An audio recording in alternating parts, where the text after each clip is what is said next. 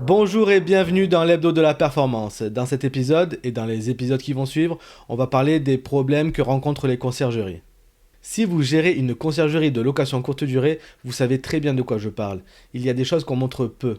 Dans ce métier, on préfère parler de ce qui tourne plutôt que de parler de ce qui use. On parle souvent des calendriers remplis, des nouveaux mandats, des avis 5 étoiles, sauf que derrière, il y a une toute autre réalité. Des semaines à rallonge, des marges faibles, des propriétaires qui partent sans prévenir, et au final, on a l'impression de courir mais sans jamais avancer. Aujourd'hui, j'ai décidé de poser 5 réalités sur la table.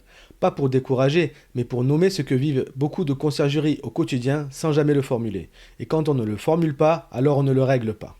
Ce que je vais vous dire dans cette vidéo, ça n'a rien de théorique. Ce sont des schémas que je vois revenir sur le terrain, en accompagnant des conciergeries, en parlant avec des gérants, en regardant ce qui fonctionne, mais surtout ce qui ne fonctionne pas. Et je vous préviens, ça va un peu piquer, pas parce que c'est méchant, mais parce que c'est vrai. Beaucoup de formations ou de vidéos sur internet vous vendent du rêve, sans parler vraiment de la réalité du terrain. Et c'est exactement pour ça que c'est la peine de regarder jusqu'au bout et de se poser les bonnes questions. La première réalité, c'est qu'en tant que conciergerie, vous travaillez 7 jours sur 7 pour des marges faibles. C'est le cas de la plupart des conciergeries et pourtant personne n'en parle. Ok, vous avez des biens, vous avez des réservations, vous avez du chiffre d'affaires, ça a l'air de tourner. Mais si vous vous posez 5 minutes pour faire le calcul réel, le vrai calcul, pas celui du chiffre d'affaires brut, celui où on enlève les consommables, les outils, les déplacements et qu'on ramène tout ça aux heures travaillées, alors la marge de beaucoup de conciergeries est ridicule. Et la réponse réflexe, c'est quoi ? Ah ben je vais prendre plus de biens, si j'en ai plus, ça va compenser. Mais la réalité, c'est que si un modèle et une structure n'est pas rentable pour 10 biens, elle ne le sera pas non plus pour 20 biens, vous aurez juste 2 fois plus de travail. Le vrai sujet, ce n'est pas combien de biens vous gérez, c'est combien chaque bien vous rapporte réellement, et combien il vous coûte en temps, en énergie et en marge. Et ce chiffre, très peu de conciergeries le connaissent. La deuxième réalité, c'est que vous courez après tout le monde. Le quotidien ressemble à ça. Le voyageur qui envoie un message à 23h, le propriétaire qui appelle pour un détail, l'agent de ménage qui annule au dernier moment, le linge qui n'est pas prêt, le check-in qui tombe en même temps qu'un problème sur un autre bien, les plateformes qui changent leurs règles comme ça. Et vous êtes au milieu de tout ça, seul ou presque. Et le réflexe c'est de se dire « c'est normal, c'est le métier ». Mais non, ce n'est pas normal. C'est le signe que tout repose sur vous, et que si vous disparaissez une semaine, alors tout s'effondre. Posez-vous cette question.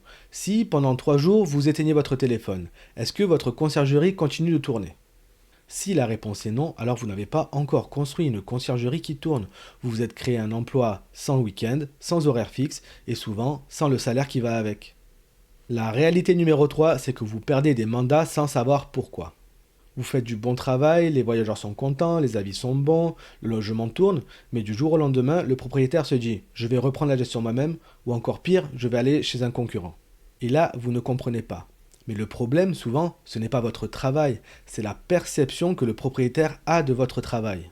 Si entre 2 réservations, il ne reçoit rien de vous, s'il ne sait pas ce que vous avez fait ce mois-ci, s'il ne comprend pas pourquoi il vous paierait 20% de commission, alors dans sa tête, vous ne faites rien.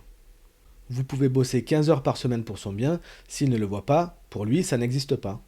Et le jour où quelqu'un arrive avec un discours plus clair, un suivi plus visible ou tout simplement une commission un peu plus basse, alors il part avec lui. Pas parce que vous êtes mauvais, mais parce que dans sa tête, vous êtes remplaçable. C'est un problème de valeur perçue, pas de valeur réelle. La 4e réalité, ça c'est vrai pour toutes les conciergeries qui débutent, vous dites oui à tout.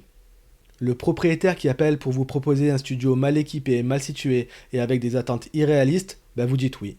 Le bien qui est à 40 minutes de votre zone, vous dites oui. Le propriétaire qui veut contrôler chaque détail, qui veut valider tous les prix, qui veut discuter la moindre décision, vous dites oui aussi. Pourquoi ? Parce que vous avez peur de dire non, peur de perdre un mandat, peur de ne pas grossir, peur qu'un autre concurrent le prenne et que ça marche pour lui. Sauf que chaque mauvais mandat que vous acceptez, c'est entre guillemets du temps volé au bon mandat.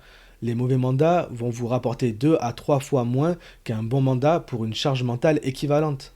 C'est un propriétaire qui vous épuise et qui finira quand même par partir. Les conciergeries qui s'en sortent, ce n'est pas celles qui ont le plus de biens.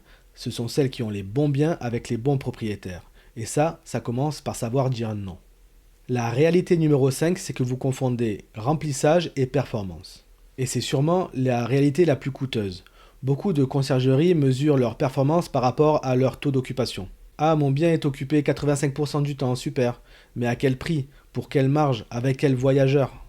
Un bien occupé à 85% du temps, mais avec des prix trop bas et des voyageurs qui génèrent des problèmes, ce n'est pas de la performance, c'est du remplissage.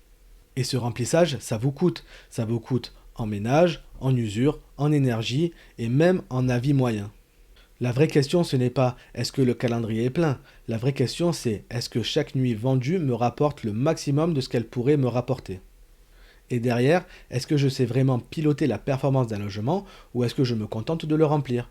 Et ça, c'est la différence entre une conciergerie qui survit et une conciergerie qui construit vraiment quelque chose. Ces 5 réalités ont un point commun.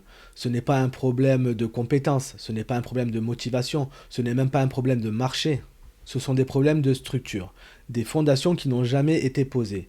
Parce que quand on débute, on gère, on court, on veut tout faire très vite. Et un jour, on se retourne et on réalise qu'on a construit quelque chose, mais sans plan. Et c'est là que tout se joue. Pas dans prendre plus de biens, pas dans faire encore plus de travail. Dans la capacité à s'arrêter et se demander, est-ce que ce que j'ai construit peut tenir la route sur le long terme? Si vous vous êtes reconnu dans une ou plusieurs de ces réalités, c'est normal. C'est pas parce que vous êtes mauvais, mais c'est parce que vous n'avez pas appris à faire autrement. Et c'est exactement ce qu'on va faire pour les prochains épisodes. On va voir quels problèmes touchent vraiment les conciergeries et on va voir comment on s'en sort. Je vous souhaite une super semaine et vous dis à très bientôt pour un nouvel épisode de l'Hebdo de la Performance.